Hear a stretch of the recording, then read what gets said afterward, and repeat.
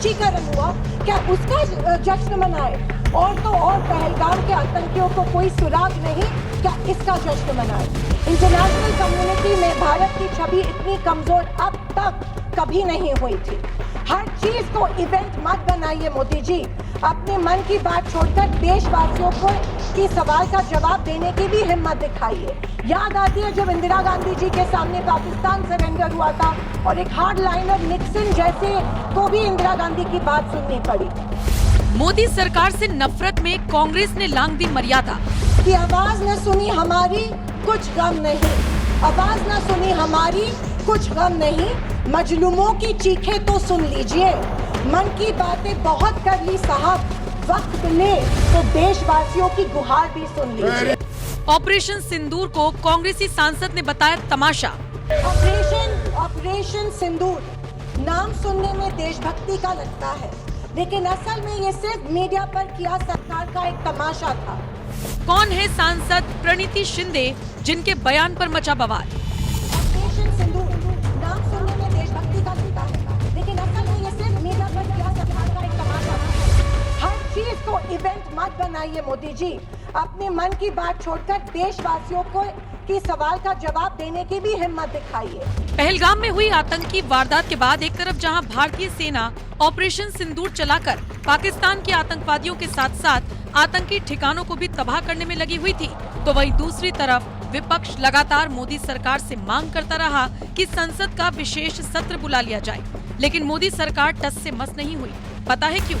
क्योंकि मोदी सरकार को शायद इस बात का डर था कि कहीं ऐसा न हो जाए कि विपक्षी सांसद मोदी सरकार को घेरने के चक्कर में ऐसा बयान दे दें जिसे पाकिस्तान हथियार बनाकर भारत को ही घेरने लगे। और सरकार का ये डर लगता है जायज था, क्योंकि जैसे ही 28 जुलाई को ऑपरेशन सिंदूर पर सदन में चर्चा शुरू हुई, विपक्षी सांसदों ने सरकार को घेरना शुरू किया और ऐसे ऐसे बयान देने लगे कि उनके बयानों की चर्चा पाकिस्तान में होने लगी।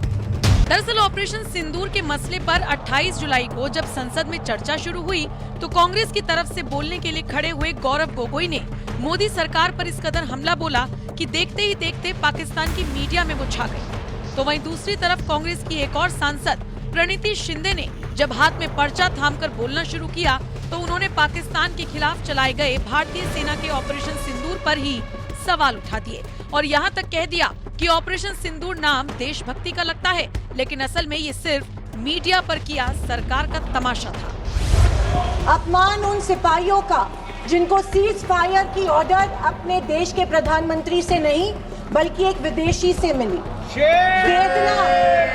वेदना उन परिवारों की जिन्होंने पहलगाम के आतंकी हमले में अपने परिजनों को खो दिया, और क्रोध इस सरकार पर जो आज तक पहलगाम के आतंकी हमलावरों को न पकड़ पाई है और न ही उनके कुछ सुराग ढूंढ पाई।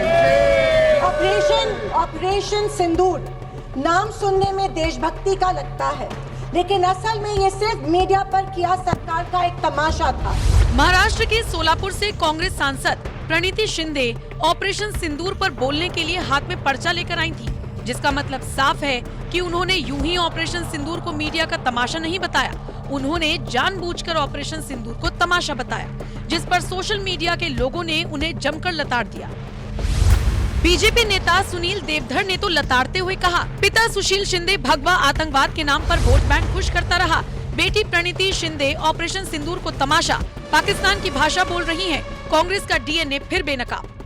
पत्रकार अमिताभ अग्निहोत्री ने भी ऑपरेशन सिंदूर को तमाशा बताने वाली कांग्रेस सांसद को लताड़ते हुए कहा, पूर्व में देश के गृह मंत्री रहे सुशील कुमार शिंदे की सांसद बेटी प्रणीति शिंदे ने कल लोकसभा में ऑपरेशन सिंदूर को तमाशा बता दिया। क्या सदन चर्चा का अर्थ ये होता है कि हम अपने देश के सैन्य अभियान को तमाशा घोषित करें? एक और पत्रकार प्रखर श्रीवास्तव ने भी कांग्रेस सांसद के बयान पर सवाल उठाते हुए कहा कि कागज देखकर भाषण पढ़ने वाली ये सांसद पूर्व गृह मंत्री सुशील कुमार शिंदे की लड़की है। ये ऑपरेशन सिंदूर को तमाशा बताकर भारतीय सेना का अपमान कर रही है। इनके पिता शिंदे ने भी गृह मंत्री रहते हुए फर्जी भगवा आतंकवाद की घिनौनी थ्योरी गढ़ी थी। 2024 में शिंदे ने भगवा आतंकवाद शब्द इस्तेमाल करने पर अपनी गलती मान ली थी। इनके पिता शिंदे ने कहा था कि उस समय रिकॉर्ड पर जो आया था उन्होंने वही कहा था। ये उनकी पार्टी ने उन्हें बताया था कि भगवा आतंकवाद हो रहा है। लगता है ये भी अपने पिता की तरह अपनी पार्टी की लिखी स्क्रिप्ट संसद में पढ़ रही हैं। ये भी जल्द ही अपनी गलती का एहसास करेगी। साध्वी प्राची ने भी कांग्रेस सांसद के बयान पर उन्हें आड़े हाथों लेते हुए कहा, किसके लिए बोल रही हैं कांग्रेस सांसद? जब देश के दुश्मन कांप रहे थे तब कांग्रेस सांसद प्रणीति शिंदे भारत की जवाबी कार्रवाई ऑपरेशन सिंदूर को तमाशा बताकर उसका मजाक उड़ा रही थी। पाकिस्तान पर सवाल उठाने की हिम्मत नहीं, पर अपनी ही सेना और सरकार के शौर्य पर शक है। ये कांग्रेस की तुष्टीकरण और राष्ट्र विरोधी राजनीति का जीता जागता सबूत है। जिस ऑपरेशन सिंदूर के तहत भारतीय सेना ने पाकिस्तान में तबाही मचाई, उसे मुंहतोड़ जवाब दिया। कांग्रेस सांसद को वो ऑपरेशन सिंदूर मीडिया का तमाशा लगता है और जैसा ही उन्होंने ये बयान दिया, सोशल मीडिया पर लोगों ने उन्हें मुंहतोड़ जवाब देने में कोई कसर नहीं छोड़ी। कौन है प्रणीति शिंदे? महाराष्ट्र के सोलापुर की रहने वाली है कांग्रेस सांसद प्रणीति शिंदे। प्रणीति शिंदे के पिता सुशील कुमार शिंदे कांग्रेस के कद्दावर नेता हैं। सुशील कुमार शिंदे महाराष्ट्र के पूर्व सीएम और केंद्रीय मंत्री रह चुके हैं। घर में राजनीतिक माहौल देखकर प्रणीति भी राजनीति में उतर गई। सोलापुर सिटी सेंट्रल से साल 2009 में पहली बार विधायक बनी। 2014 से 2019 में भी इसी सीट से लगातार 3 बार विधायक बनी। 2021 में प्रणीति महाराष्ट्र कांग्रेस कमेटी की एग्जीक्यूटिव चेयरमैन बनी। 2024 के लोकसभा चुनाव में पहली बार प्रणीति सोलापुर से सांसद बनी। प्रणीति शिंदे को कांग्रेस सांसद से ज्यादा लोग सुशील कुमार शिंदे की बेटी के नाम से जानते हैं, क्योंकि देश की राजनीति में सुशील कुमार शिंदे एक बड़ा नाम है, जो 1971 से यानी इंदिरा के दौर से कांग्रेस के साथ जुड़े हुए हैं और कांग्रेस के ही दम पर महाराष्ट्र के मुख्यमंत्री बने और मनमोहन सरकार में केंद्रीय मंत्री रहते हुए भगवा आतंकवाद जैसे शब्द की वजह से उनकी काफी फजीहत हुई। हालांकि इस बयान पर सफाई देते हुए सुशील कुमार शिंदे ने अपनी आत्मकथा 5 डिकेड्स इन पॉलिटिक्स में बताया कि उन्होंने भगवा आतंकवाद शब्द केंद्रीय गृह मंत्रालय की ओर से तैयार किए गए एक गोपनीय दस्तावेज में पढ़ा था और आज उनकी बेटी प्रणीति शिंदे सेना के ऑपरेशन को मीडिया का तमाशा बताकर सुर्खियां बटोर रही है। ऑपरेशन सिंदूर नाम सुनने में देशभक्ति का लगता है, लेकिन असल में ये सिर्फ मीडिया पर किया सरकार का एक तमाशा था। हर चीज को इवेंट मत बनाइए मोदी जी। अपने मन की बात छोड़कर देशवासियों को की सवाल का जवाब देने की भी हिम्मत दिखाइए। बहरहाल उनके इस बयान पर अब आपका क्या कुछ कहना है? अपनी राय हमें कमेंट कर जरूर बताएं। साथ ही प्रणीति शिंदे ने सदन में और क्या कुछ कहा वो भी सुन लीजिए। पर अब खेल और मनोरंजन ही काफी नहीं है। किसी महत्वपूर्ण इलेक्शन के पहले आतंकी हमला और फिर सरकार की जवाबी कार्रवाई। आतंकी आए कहां से, कहां गए, ये सरकार को कुछ नहीं पता, पर हमें पड़ोसी देश पर आक्रमण करना है और उसके आधार पर वोट बटोरने हैं।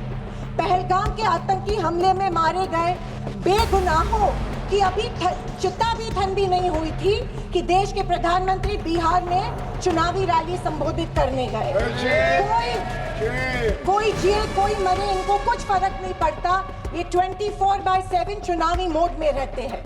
फिर साहब की मार्केटिंग की तरकस से आया नया तीर, ऑपरेशन सिंदूर। मुझे हमारी सेना की बहादुरी पर बिल्कुल संदेह नहीं है। मुझे हमारी सेना की बहादुरी और वीरता पर बिल्कुल संदेह नहीं है। पर इस सरकार की दुर्जनता की सीमा देखिए कि सेना के जवानों को लड़ने जरूर भेजती है, पर हमला होने के पहले दुश्मनों को आगाह भी कर देती है। हाँ, ये हमारे परराष्ट्र मंत्री का बयान था। क्या यही कारण है कि हमारे जेट्स दुश्मन के द्वारा गिराए गए? क्या ये हमारी सेना के जवानों के जानों के साथ खिलवाड़ नहीं थी? खैर, जो इंसान मानता हो कि इस सेना के जवान की तुलना में एक व्यापारी ज्यादा खतरा मोल लेता है, उससे हम अपेक्षा ही और क्या करें। स्पीकर मैडम, प्रधानमंत्री कहते हैं कि ऑपरेशन सिंदूर का जश्न मनाने का पर्व है। किस बात का जश्न मनाए प्रधानमंत्री जी? हमले के पहले आपके विदेश मंत्री दुश्मन को हमले की पूर्व सूचना देते, उसका जश्न मनाए? इसी का असर ये था कि हमारे जेट गिराए गए, क्या इसका जश्न मनाए? या फाइटर जेट जो क्षतिग्रस्त हुए हैं उनके पायलट्स का क्या हुआ? इस देश को अभी तक उसकी जानकारी नहीं है, क्या उसका जश्न मनाए? सीज़फायर का ऐलान इनके कथित मित्र ट्रंप करते हैं, इससे जो हमारी देश की तीनों सेनाओं का मानसिक खच्चीकरण हुआ, क्या उसका जश्न मनाए? और तो और पहलगाम के आतंकियों को कोई सुराग नहीं, क्या इसका जश्न मनाए? इंटरनेशनल कम्युनिटी में भारत की छवि इतनी कमजोर अब तक कभी नहीं हुई थी। हर चीज को इवेंट मत बनाइए मोदी जी। अपने मन की बात छोड़कर देशवासियों को की सवाल का जवाब देने की भी हिम्मत दिखाइए। याद आती है जब इंदिरा गांधी जी के सामने पाकिस्तान सरेंडर हुआ था और एक हार्ड लाइनर निक्सन जैसे को भी इंदिरा गांधी की बात सुननी पड़ी। अगर सरकार जवाब नहीं देती है तो सरकार को सत्ता में बने रखने का कोई अधिकार नहीं है।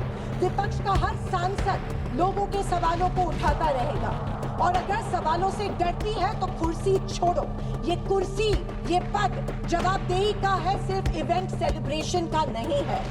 और अंत में मैं इतना ही कहना चाहती हूँ कि आवाज न सुनी हमारी, कुछ गम नहीं। आवाज न सुनी हमारी, कुछ गम नहीं। मजलूमों की चीखें तो सुन लीजिए। मन की बातें बहुत कर ली साहब, वक्त मिले तो देशवासियों की गुहार भी सुन लीजिए। अगर आप ये खबर फेसबुक पर देख रहे हैं तो वीडियो को लाइक करके पेज को फॉलो करें। इसके अलावा अगर आप इस खबर से यूट्यूब के जरिए जुड़े हैं तो चैनल को सब्सक्राइब करके बेल आइकन दबाना बिल्कुल ना भूलें। नमस्कार।